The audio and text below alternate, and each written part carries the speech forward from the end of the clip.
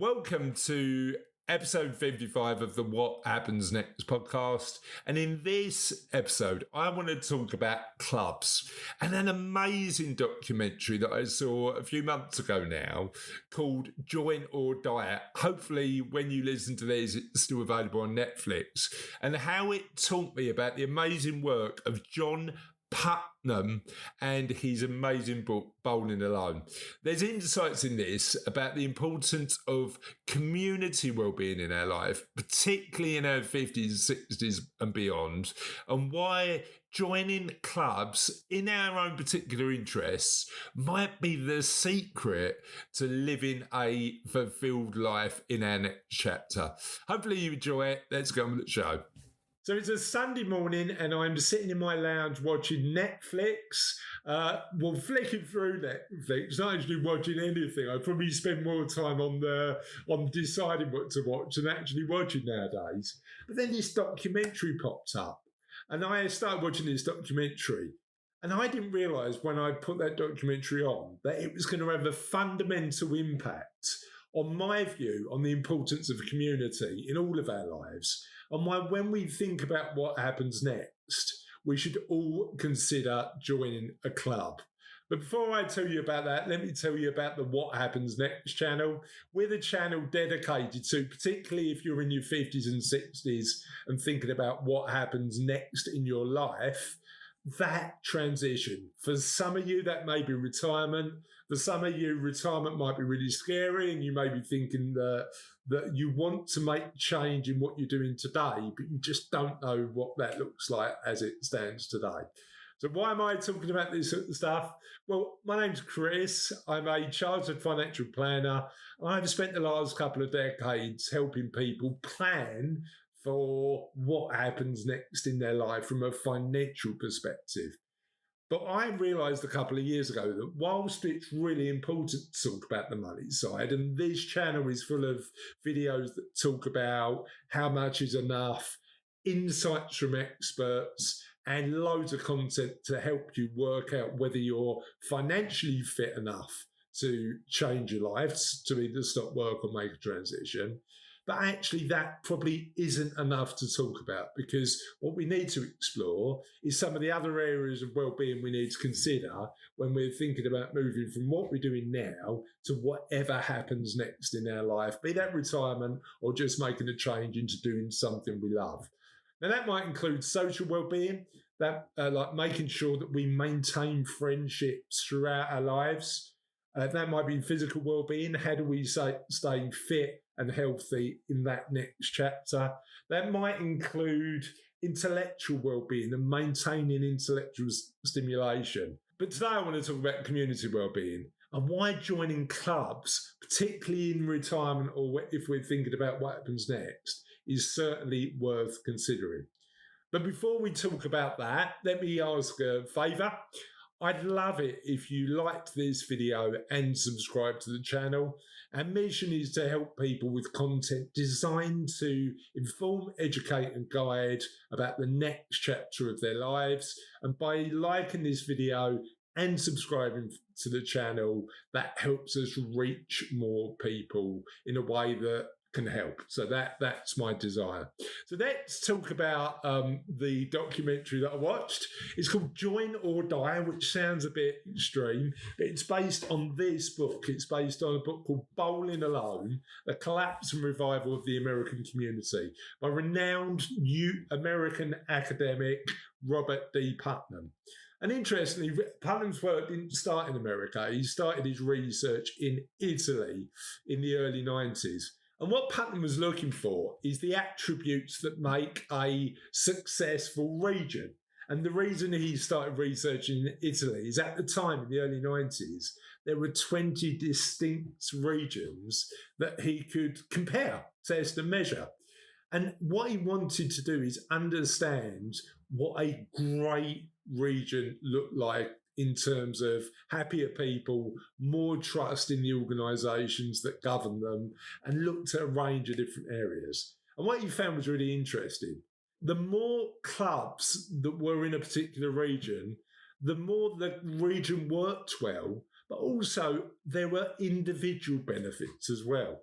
you see that Italian regions with more clubs and societies and other ways that communities engage with each other, their regional governments performed better. There was less corruption. There was better educational outcomes for the kids. But also the interesting thing was that the individuals in those regions lived longer, healthier lives. Next, Putnam wondered whether this was just an Italian thing, or these principles also applied in America.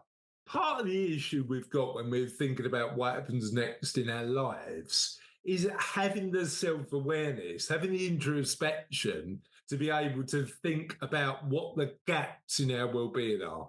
And we're doing loads of work at the minute with what happens next to build solutions that are going to help you think about well-being in a nuanced way when you're thinking about how it applies to your life. One of the first things we've built that you can use today is our What Happens Next quiz. It's free to do, takes about 5 minutes, but what it will do is give you an insight into the areas of strengths when it comes to your well-being and the areas you might want to improve. You can take the What Happens Next quiz at whathappensnext.life/quiz, and I hope it helps you in your journey to work out what happens next for you. And in the documentary, Putnam, who's now in his 80s, comes across as a really fascinating individual. Smart, but still endearingly curious. Realistic, but hopeful. But a man who could still pull off a chin-strap beard without the moustache. Not something that I think I'd be able to do.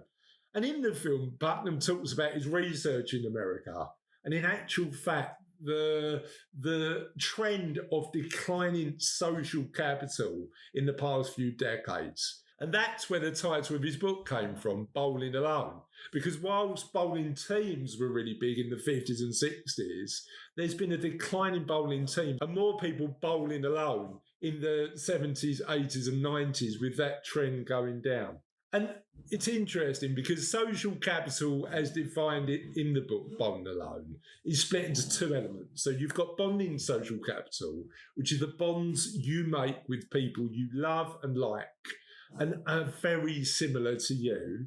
And you've got bridging social capital, where you join clubs with people from different socioeconomic backgrounds or beliefs or cultures and ages. So we build connection deeply and more quickly with people who are like us, but build more empathy with people that aren't. So why would we join clubs? And it's really interesting because we might turn around and say, well, actually, I'm not that bothered about government corruption or the societal and community benefits. If I join a club, what's in it for me? And this is where it gets really interesting because being a part of the club does make that community better and you get the opportunity to contribute to that community. So why be part of a club on an individual basis? Well, there's evidence that points to the fact that being part of a club means that we live in a more active life because we're out and about in the community more. But also, the evidence points to the fact that people who join clubs are both less depressed and have higher levels of life satisfaction than those who don't. But also, being part of a club has cognitive benefits to our brain.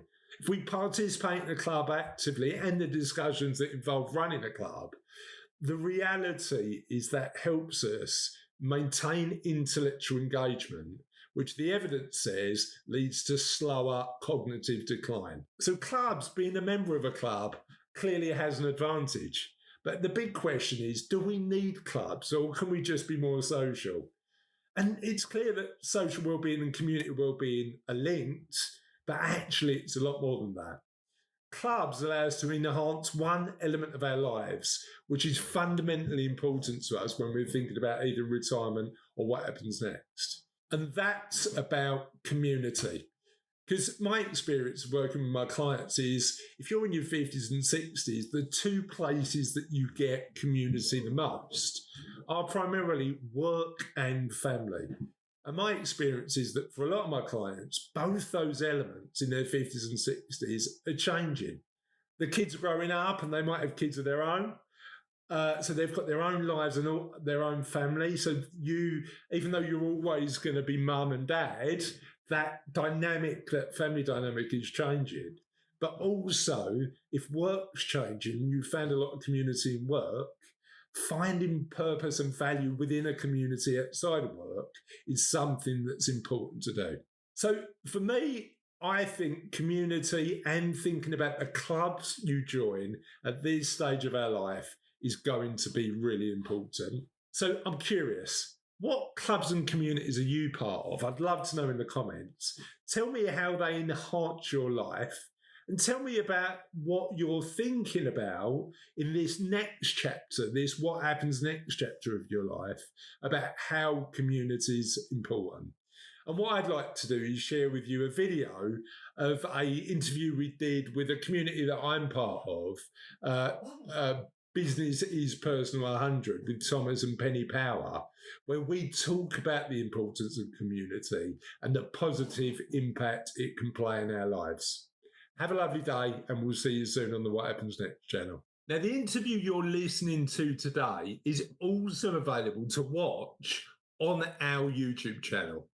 If you'd like more content, exclusive content that's not available on the podcast, you can visit at What Happens Next Life. And whilst you're there, I want to ask you a favour. We want to help as many people as possible navigate, if they're in their 50s and 60s, what's going to happen next in their lives. The easiest and freest way you can do it is subscribe to our YouTube channel.